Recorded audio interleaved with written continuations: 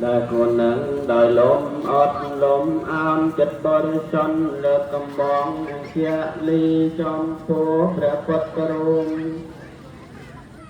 សូមឲ្យខ្លាយមកជាមិនសូមតន់ព្រះអរិយមេត្រី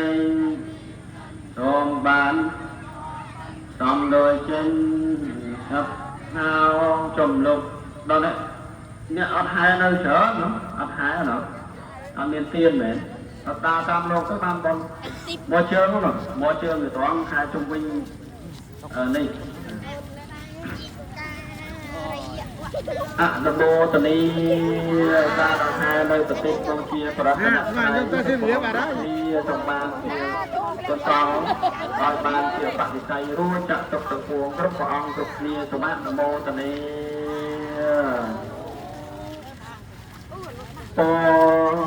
ខៀវកាលទៀនព្រះ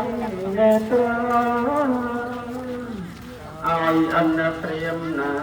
រត់នាមត្រីទីរៀងចង់សម្រាប់ឲ្យបានការពេញ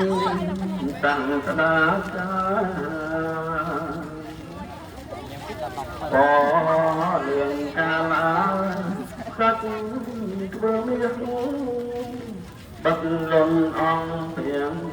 ព្រះបដិមា